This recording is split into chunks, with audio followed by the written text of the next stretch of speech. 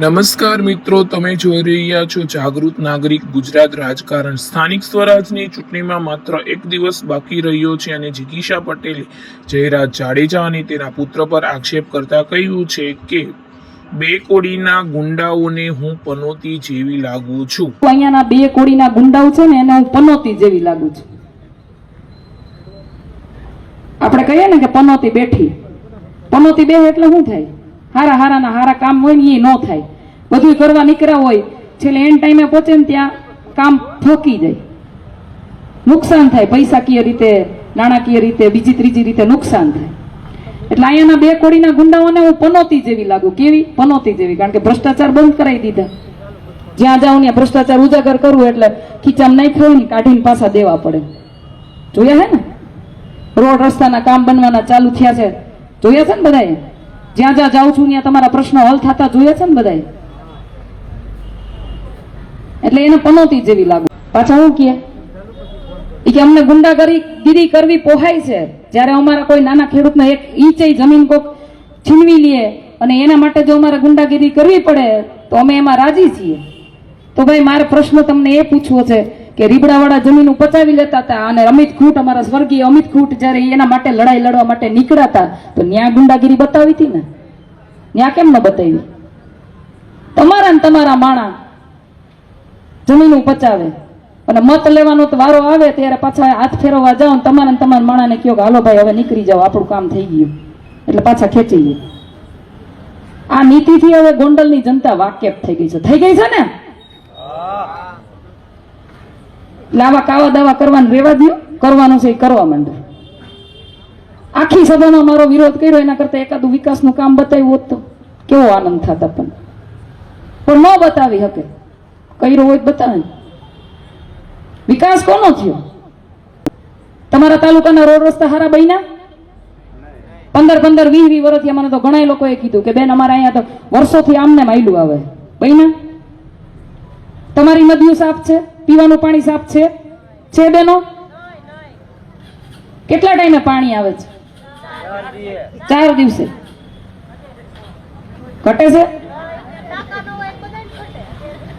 મારા હાડા કેવું ખોટું બોલે કે બધાને ઘેરે ઘેરે પીવાનું પાણી દીધા। એક ગાંઠિયાની દુકાન ચલાવવા વાળો માણસ ધારાસભ્ય બને, એના પછી એની પાસે કરોડો રૂપિયાની પ્રોપર્ટી થાય, અબજો રૂપિયાની પ્રોપર્ટી થાય, હજારો વીઘા જમીનો, કરોડો રૂપિયાની ગાડીઓ। કોઈ ગાંઠિયા વાળાને આવું થયું છે?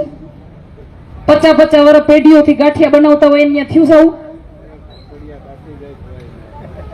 એટલે ભ્રષ્ટાચાર કરીને ભેગું કર્યું છે, આ બધું સામે આવ્યું છે। તમે અટાણ સુધી તમને એમાં તો કોઈ બોલવા વાળું નથી, એટલે આપણે તો હાલ્યું જાય છે।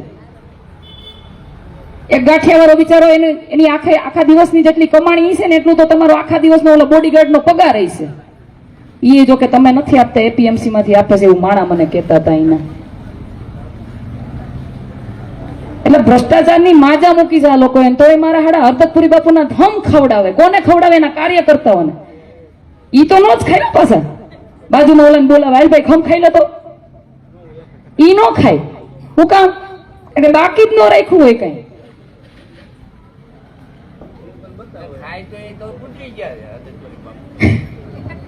ના પણ તોય કોઈના ખોટા હમ હું કામ ખાવા? ભલે તોય ઈ પોતે નથી ખાતા, બાજુમાં એના કાર્યકર્તાને બોલાવીને માઇક આપે, લેતો ભાઈ તું ખાઈ લે, તો હરદતપુરી બાપાને હમ ખાઈ લે। એટલે આવા ખોટા મારા હાડા વિચારો તમે। ચૂંટણી આવી છે, વિપક્ષ તરીકેની ભૂમિકામાં અત્યાર સુધી કોંગ્રેસ ક્યાંય હતી નહીં।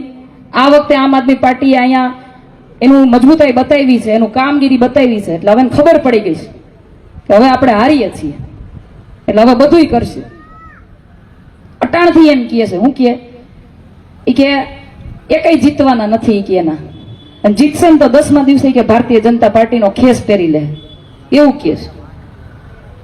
હું તમને તમારી સામે, જનતાની સામે, હું મારા ઉમેદવારોને પૂછવા માંગુ છું, સુરભીબેન ઉભા થાવ, જગદીશભાઈ આવો આ બાજુ, જેટલા પણ ઉમેદવાર અહીંયા નીચે બી બેઠા છે બધા ઉભા થાવ, આવો આવો, ઉભા થાવ બધા, આવો આવો ફટાફટ આવો, હાલો। જનતાને કેવી રીતે ભરમાવે તમે વિચારો ભાઈ। તમને અહીંથી જનતા મત આપીને જીતાડે, એના પછી ક્યારેય બી આ 10 દિવસની વાત નથી કરતી, 5 વર્ષની નથી કરતી, આજીવન કહું છું. તમે ભારતીય જનતા પાર્ટીનો ખેસ પહેરવાના છો? રાજીનામું આપી દેશું પણ કેસ નહીં પહેરી. બધાને પૂછ્યા આપણે, તમે પહેરવાના છો? બેન, મેં તો આજીવન કોઈ દી હજી આજની તારીખ સુધી હું કદી ભાજપમાં ગયો નથી ને જવાનો નથી. ના ના નહીં પહેરી. રાજીનામું આપી દેશું પણ કેસ નહીં. હેલો, રાજીનામું આપી દેશું પણ કેસ નહીં પહેરી. અમે તો પક્ષમાં લડતા આવી છે અને લડતા આવશું અને આમાં જ રહેશું. એટલે આવી રીતે ભરમાવે. શું કહે આ લોકો? ચૂંટાઈ ગયા પછી અમારો ખેસ પહેર લે. એટલે જનતા શું વિચારે બિચારી કે તો મત કેમ દેવા? પણ આ ભ્રમમાં આવતા નહીં. અહીંયા જાહેરમાં તમારી સામે બોલ્યા છે, હવે તો વિશ્વાસ કરજો. કરશો ને? હજી તો ઘણું બધું છે. પોણી કલાક બોલ્યા, મને તો યાદ નથી રહેતું કેટલું કેટલું બોલ્યા. એક વાક્ય એવું વાપર્યું એને, એ કે એ કઈ ગવર્નર છે, એ કઈ સત્તામાં છે. એટલે ભાઈ અમે ગવર્નર અને સત્તામાં નથી, અને અમારે એવું અમે ધારતાય નથી. હું તો આઝાદ ભારતની એક આઝાદ નારી છું, અને આઝાદ ભારતની આ આઝાદ નારી કે એક જાગૃત નાગરિક પણ છે. અને અમારા બધાના ટેક્સના પૈસા તમારા પગાર જાય છે. નોકરિયાત છો તમે અમારા. કામ કરશો તો રાખશું, નહીં કરો તો કાઢીએ મૂકશું. અમારે ગવર્નર થવાની જરૂર નથી. અમારી તાકાત છે તમને અહીંથી કાઢી મૂકવાની જો તમે કામ ન કરો તો. છે ને? બીજું એક એવું કહેતા હતા, ઈ કે 2 વર્ષ પહેલા ક્યાંય કોઈ દી તમારે અહીંયા ગોંડલમાં આવીને કોઈને એની 11 રૂપિયાનો ચાંદલો લખાયો છે કે મરણમાં ગયા છે? એલા ભાઈ, તમે 11 રૂપિયા, 1100 રૂપિયા, 11 લાખ રૂપિયા લખાવી શકો, તમારા ખીચાના તો છે નહીં. તમે તો જનતાને લૂંટી લૂંટીને ભેગા કર્યા છે. પણ અમે તો જનતાના પીડામાં એની હારે ઉભા રહ્યા છીએ. અને ખાલી ગોંડલની વાત નથી કરતી, આખા ગુજરાતમાં પૂછી લેવાની છૂટ. ઘણાય આંદોલન કર્યા છે, ઘણા એની પીડાને વાચા આપી છે, ઘણા એવા કામ થયા છે કે જેનાથી લાખો લોકોને ફાયદો થાય. અમે પૈસા દઈ દઈને લોકોને ખરીદતા નથી. બરાબર છે ને?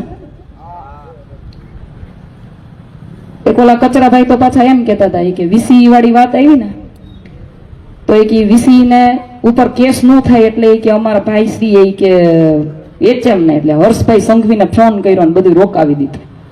મને એવા દાંત આવ્યા. હર્ષભાઈ સંઘવી જાહેરમાં આવીને એમ કે છે કે ગ્રામ સેવકે કોઈ પણ ખેડૂતનો 1 રૂપિયો લેવાનો નથી ફોર્મ ભરવા ટાણે. અને અહીંથી તમે એક ફોન ગુમેડો એટલે હર્ષભાઈ સંઘવી આ રાજ્યનો ગૃહમંત્રી યાના ઈશારે નાચે. વિચાર તો કરો તમે, એટલા બધા તમારા ઈશારે નાચતા હોય તો વીસી ને મહિને પગાર કરી દો ને 20,000 રૂપિયા. આખા ગુજરાતના વીસી તમારા પગમાં પડશે. કરી દેવાય ને એવું? મારા હાડા ખોટાડા તો હવે હાલી જ નીકળાશે. એટલું બધું તમારું ત્યાં હાલતું હોય તો ઘણી સમસ્યાઓ છે ગોંડલની, નથી? છે ને? રોડ રસ્તાની તો એટલી હદની સમસ્યા છે કે વાત જવા દો. મગફળી કેન્દ્રની અંદર એકની માંડવી રિજેક્ટ નથી થઈ. અહીંથી કોઈની રિજેક્ટ થઈ હોય આવજો જ ને આગળ જરાક આવો બીવાની જરૂર નથી. આવો આવો તમે તો બહુ માર ખાધો તો. મારી માંડવી મેં મોકલી હતી ટેકામાં, ત્યાંથી પૂગી ને ત્યાં તો 7-8 જણા ગોતવા મળ્યા, કાંટા આખા બંધ કરી દીધા. એ કે આને માંડવી દેવા જોખવાની જ નથી કે. હું સેમ્પલ લઈને ત્યાં ગયો ને તો મને કે તમારી માંડવી રિજેક્ટ કે. કાંઈ વાંધો લઈને વહી આવ્યો તો બધાને કાંટા બંધ કરી દીધા, ઝેડીને તેને કાંટા ચાલુ કર્યા. જો મારી માંડવી નબળી હોય તો 1200 રૂપિયા ભાવ નો આવે. યાર્ડમાં નાખી મરસી તો 1200 રૂપિયા ભાવ આવ્યો હતો. અને 5-5 કિલો બેન લેશે માંડવી. અત્યારે શીણામાં 5-5 કિલો લેશે.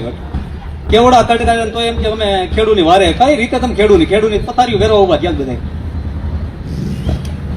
આ ભાઈ તો 2 વાર માર ખાધો, શું કરવાનું? અહીંયા ક્યાં બીજાને ગોતવાની જરૂર છે? એક જણાને આટલી પીડા છે, એક જણાને. અને મારા હાડા એમ કે ગોકુલ્યું ગોંડલ અમારું. એટલે ભાઈ અમારું ગોંડલ ગોકુલ્યું જ હતું. એને મિર્ઝાપુર બનાવવા વાળા તમે જ છો. તમારી સત્તા ટકાવવા હાટું થઈ અને તમે એટલો દાદાગીરી એટલો ભ્રષ્ટાચાર કર્યો છે કે વાત જવા દો. બાકી ગાંઠિયાની દુકાન વાળા એટલા કરોડપતિ અબજોપતિ થાય કોઈ દિવસ? આપણે કામ ધંધા કરીએ છીએ ને. દરેક જગ્યાએ હું કહું છું, તમને કહેવા માંગુ છું, સેમડા જોયું છે? ગયા છો ને સેમડા? ગઢ જોયો? ગઢના કાંગરા જોયા? બાજુમાંથી રોડ જોયો? કેવો ટકાટક છે ને? નદી જાય છે એક બાજુમાંથી, એટલું ચોખ્ખું પાણી છે ને, તમે વાત જવા દો. ડેમ બનાવ્યો છે, પાણી ભર્યું છે એકદમ ચોખ્ખું, ક્યાંય લીલ નહીં, ક્યાંય સેવાળ નહીં, ક્યાંય ગાંડી વેલ નહીં. અને અહીંયા આપણી નદીઓમાં ગાંડી વેલ હોય ને, એમ પાણી ગોતવું પડે, દેખાય છે કે નથી દેખાતું. હું તો રસ્તામાં ઘણી વખત આવતી જતી હોય, બધી નદીઓમાં મારું ધ્યાન હોય, બધી જગ્યાએ મારું ધ્યાન હોય. આપણા રોડ હોય તો બે બાજુ આમ કચરાના ઢગલા પડ્યા હોય ને, છે ને? કેટલા કચરાના ઢગલા પડ્યા હોય, અને ત્યાં એટલું મેન્ટેન કરીને રાખ્યું છે. ચોખ્ખા રોડ, એકદમ મસ્ત રોડ, આમ સુવાળા, એક